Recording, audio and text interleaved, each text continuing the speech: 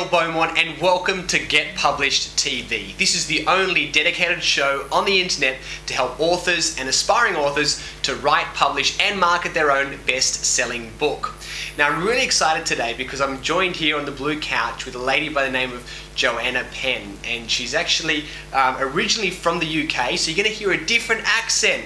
Instead of all these Aussie accents you've been hearing, which is going to be nice for people that may be from the UK or from another part of the world. And she's going to be talking to us about her knowledge and her perspective on book publishing, having published now 3 books. And because she's here, we're actually going to be recording a couple of episodes because she doesn't live in Sydney. So we're going to be putting these episodes up over the next, say, 3 or 4 months. So you have to keep tuning in to Get Published TV in order to access all of the knowledge that we're going to be, that she's going to be sharing right here, right now. So Joanna, thanks very much for joining us. No, good to be here, Dale. Thank you for having me. All right. So tell us about the 3 books that you've published. When did you publish them? What are the titles? And tell us a little bit about how they've been for you. Okay, well, I always wanted to write a book. Always, it was a dream of mine to write a book, and I was a business consultant. Right. And in the UK. In the UK and here in Australia and New Zealand. So I was doing that, and I felt very miserable in my job. I was one of those trapped office workers, you know, who was sort of didn't want to be doing that anymore. And so I decided to write my book about how to get out of the office job.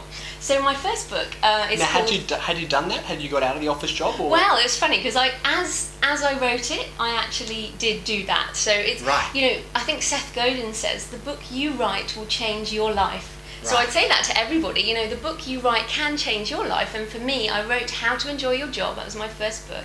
And it did. It changed me, and I started to enjoy my job. I moved to a freelance sort of contract. Yeah. I cut my hours. I did all the things that I was finding out about. I actually put it into action.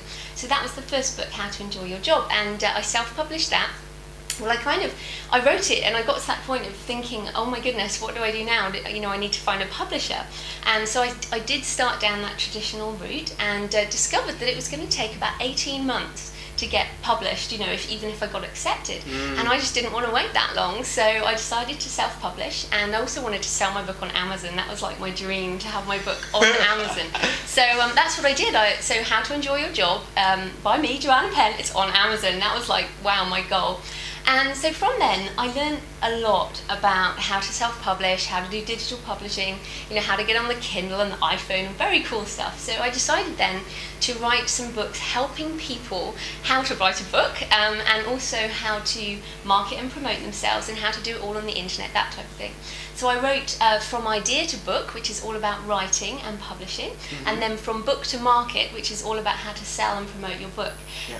And I also at the same time started a blog all about writing, which is The Creative Penn. Yeah. And so I guess my experience was very, very exciting, and I found out so much along the way about publishing and writing as well. You know, that you have that block that you can't write. You know, I'm sure many people have that. You think, oh well, I'm just not good enough to get published, or you know, whatever. So it was just an amazing experience for me. So those are my 3 books, and I'm definitely not stopping there. Still going, still love writing. So yeah, it's a journey. You know, and I do say that, you know, writing a book is a goal, but writing is a journey for your whole life. Yeah. And so what, have you always loved writing since you were very young, or did you kind of just discover this passion when you were kind of in a job that you weren't really excited about? Well, I have written all my life. I'm one of those, you know, mega journalers. You know, I journal all the time, and I've travelled a lot, and I write when I'm travelling, and I've written, I guess I write a lot of notes on things. Whenever I read a book, I write notes on it. I do a lot of writing at work, obviously, but I hadn't actually written any fiction, and I had in my head, to be a writer, you have to be a fiction writer, you know, you have to be a best-selling fiction writer winning prizes, and I had to get over that in my mind, you know, to kind of realise that I could be a writer. Well, actually, what I wrote in my diaries was non-fiction writing. I was writing stuff that was helping me, helping other people. So I guess I'm an incredible reader. You know, when I moved from England to New Zealand, I shipped nearly 2,000 books. Really? And then when I moved to Australia, I shipped them all again. So I mean, I do spend a lot of money and time shipping my books around the world, you know, even though I like digital publishing as well. Right. But so that was kind of a big thing for me. So writing a book, there was a block in my mind where I thought I had to be Umberto Eco or, somebody, Salman Rushdie, sort of some up there figure. But, you write what means something to you. And yes. What I wrote and what I still write is things that are the books that I need and that other people need as well. So I think that's really important. So, and I think if everybody looks at the way they write in their life, you actually find you've written a lot. You write diaries, you write journals, you write letters, you write email, you write business stuff. Everybody writes a lot. So if if you're sitting there thinking, I don't write that much, look at what you actually do write, and then kind of incorporate that into what you want to write as a book. So that's probably a recommendation. Because I think that's one of the first major hurdles to get over is this idea of, well, I'm not a writer, I'm not I'm not a kind of a literary or a poet or someone like that. Really, it's really irrelevant about your quality and depth of your writing skills. It's about, can you get a message across, like we're doing right now. And so it's very achievable for anyone, no matter what your perceived skills are as far as the English language is concerned. If you've got a message and you're passionate about it and you can get that out there, then you can write a book. And I found, for me, I did have to do a lot of that sort of positive visualization, and I actually called my business The Creative Penn, and Penn is my surname, obviously, but to use the word creative for me, as someone who's been in business, that was almost like, oh my goodness, can I use that word to describe me? And by calling my business that, it became a self-fulfilling prophecy. So, and I used to go around in the morning and I would say on the way to work, I am an author, I am creative, I am an author, and I would say that before I'd written my first book. and again, it became real to me. So it's a bit like, there's a lot of visualization, that type of thing. But that really helped me, was kind of saying what I wanted to become, and then it becoming more real in my head, and then actually fulfilling that. And now I feel I am creative and I am an author. Wow, and I said that probably 2.5 years ago now. I was saying that, walking to work, just not believing it, and now I do believe it. So again, everybody find what you want to be, and maybe say I am creative, I am an author, and one day you will actually believe it and you will be it. So it's very exciting. Awesome. So you came up with the idea. You said, I'm going to write a book. What research did you do, if any? I know some people they actually try to avoid reading any other books because they don't want to be influenced by anyone else's thoughts or thinking. They just really want to come from within and be really pure. Whereas I know other people, they say, I'm going to write a book. I'm going to go out and read the 5 other best-selling books on my subject, and I'm going to sort of synthesize those thoughts, mesh with my own ideas to write my book. What was your style? Well, I did do a lot of research. I did go to 4 days a week at work, and on the Friday I would go to university library, business library, and do a lot of research on that type of thing. So I did take a lot of notes, and that was a good thing and a bad thing, because I ended up, after about 6 months of doing that, I had a whole stack of notes and my book read like a lot of notes. And what I then needed to do was reorganize all the material, put my own words into it and make it into a book. But that was the first thing. So I essentially did that bottom-up writing, where I did all the research and then put all my notes together and then rewrote them, and then I came up with a book at the end of it, which took a lot of rewriting. I would say that's a tip for everyone as well. Rewriting is the key to a book, But the other 2 books, I did it the other way. I actually wrote it, they're all Q&A style. So I wrote all the questions, and I think I have about 100 questions, and then I just answered the questions with what I had learned over the time. And all the questions that I had when I was starting is what I answered in my other 2 books. So, for example, I have a section on, what do I do when people say my book is crap? And that happens, It's, some people just don't like your book topic, for example, they just don't gel with it, and other people just don't think it's very good, and that's fair enough. And sometimes you actually need to take that and make it better, but other times you actually, you can leave it as it is. But I mean, that's partly the editing process and partly something you learn over time, I think. But so I've kind of done it both ways, but I definitely believe in research. I'm a continuous learner. So, but obviously, and another tip would be, when you do research, don't sit there in the library or whatever taking direct notes. So don't write down the direct thing that was in the book, because it's too easy to plagiarize that way. And so when you write notes or when you're researching, then paraphrase what you're reading, so that then paraphrase it again in your book, and then you definitely will not be copying anyone, or there won't be any problems with that. So that's really important, I think. Yeah, and I like to read stuff and then say, what's the concept that they're trying to get across here? And sometimes I even turn what is maybe 5 or 6 pages into a picture or diagram that kind of works for me and I understand, and then I turn that diagram into an actual written piece, and then that way it's completely different. Absolutely, and I actually use a lot of diagrams in my books. They're pretty easy to do. I just do them on PowerPoint, and then I put them into GIMP, which is free software, to create like an embedded picture. And it's often a spider diagram or various things that are exactly that, taking material and making it so you can visualize it, and then explaining the diagram as part of the text. So I definitely do that a lot as well. It's a very, very good way to to process your thoughts. Now, one of the things that I know a lot of people sort of struggle with is knowing kind of when to stop, because it can be a little bit of this sort of spiral where you just doing research, you think I don't know enough, so you're going to do research, then you just, you realise that you don't know something else, and you kind of keep going around and around. You don't sort of say, okay, that's it, enough, I'm going to forget about those books now and just work on my book and stop getting in new ideas, because you've got to draw the line somewhere. Oh, definitely. Yeah. Well, I think I did it 2 ways. One is I had started the book, and I wanted to hold the book in my hands on my birthday. This was like 2 years ago. So I had a deadline, and it would have been about 9 months from when I decided to write it to when my birthday was. And so I worked back from that, realised that I would have to do the printing at a certain time. So I worked it back, and I thought, I have to have first completed draft that I can give to an editor, because I've got a professional editor and everything, by this particular date, and that was my goal. I had to get to that date, and I worked really, really hard to make that date, and I actually held my book in my hands 3 weeks after my birthday. So I missed the goal, but not by much. And so I think that's one thing, is if you set the goal, because obviously some people do spend 5 years writing a book. I just don't know how you can do that. I like results, results orientated. But so that's one thing, is set that goal, set a date.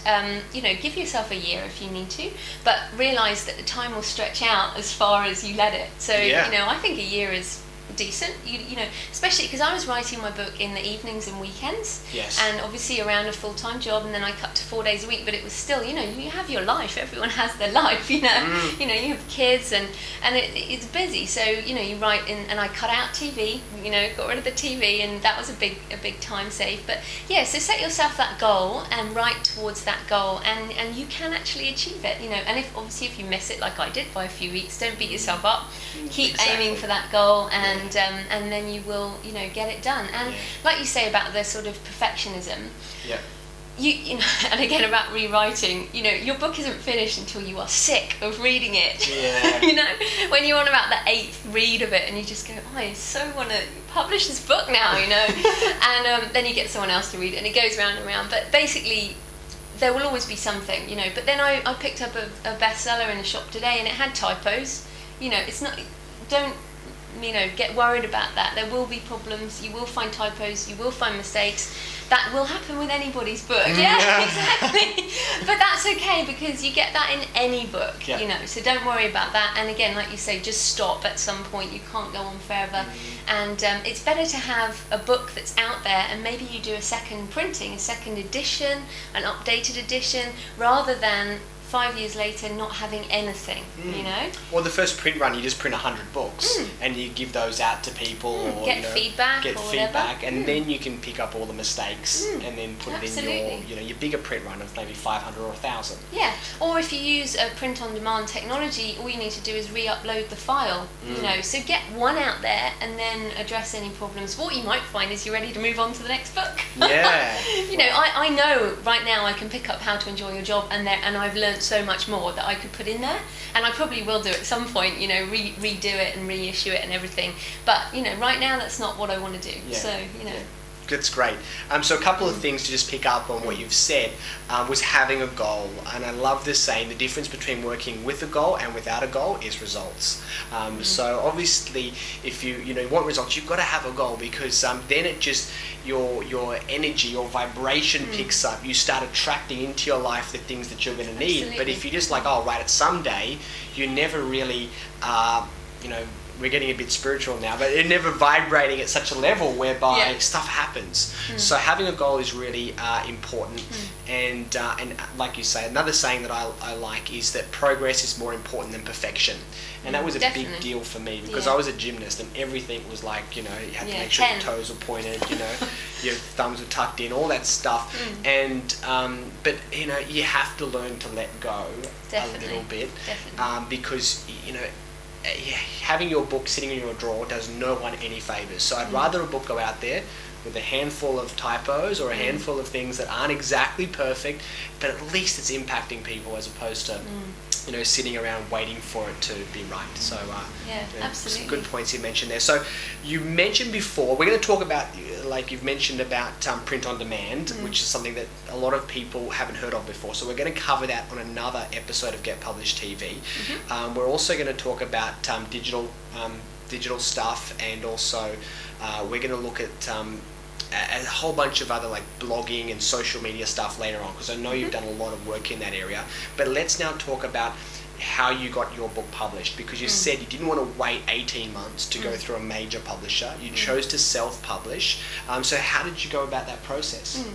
Okay, well, I guess the reason why, and I should just say, Joanna, I would still love to be approached by a big publisher like Wiley or something, and HarperCollins, get the 10-book deal. I still love that. We all would, everyone would love that life as an author, but I actually think that's not necessarily real or reality. And also, as a first-time author, I felt, I just felt, well, it's very unlikely for me to get anywhere. So I'm just going to give it a go myself. I'm very much a kind of DIY person. So I was excited about trying it. I also, like I said, I didn't want to wait very long. However, I did send out, some queries to a couple of agents, I think only 2, and got a rejection very, very quickly. And then I sat there and I felt, I don't like rejection. Who does? Nobody likes rejection. And I could have then done, some people say, well, Chicken Soup for the Soul got rejected 140 times, and I thought, I don't want to sit here for that long. I don't want, sometimes it takes a whole year's worth of rejection before you get accepted. So I took that one rejection and I went, the negative energy of being rejected is not what I want. I want the positive energy of doing stuff for myself. So I was like, okay, I'm not even going to pursue this anymore. This is my first book. I'm going to get it out there. So what's available? What's out there for me to do? And I knew I wanted to get on Amazon. So my goal was to find the way I could get on Amazon. And self-publishing is like a big umbrella. There's a whole load of things under self-publishing, one of which is you take your file to a printer and they print a whole stack of books, and then they arrive at your house, and then you have to sell them and distribute them like you've done. Yep. And there are other models, like we've said, like print on demand. And so I knew to get my book on Amazon, there's no way I was going to, I'm in Australia, not going to print my books, ship them to America, put them in Amazon's warehouse, that type of thing. So basically what I did was look for the best way for me to get on Amazon.com. And again, I did investigate the whole distribution thing, and I didn't want to put too much money into this. This is an experiment. I was just playing with the whole ideas, and I think that's a good attitude, is maybe don't take it so seriously that and again, don't necessarily spend 20 grand on printing a whole load of books if you're not so sure you're going to sell them. So that's, that's another learning. I think people need to know that you don't have to do it like that. There are ways of publishing, self-publishing, that don't involve putting out loads of cash. You can still get the same kind of thing. So I investigated all these different areas, and so I self-published with Lulu.com, which is in the US. I also use an Australian printer for my books here called BookPal. And so I do have some print books in boxes in my house. Yes. And when I do speak at places, I sell them back at the room, so I'm sure people will do that. So You've never got your book in bookstores in Australia? I've had them in a few independent bookstores. Right. But again, I'm very much into leveraging my time as well, as I know you are. I decided that it wasn't worth me kind of schlepping around all the bookstores, doing that, and plus I didn't pursue distribution.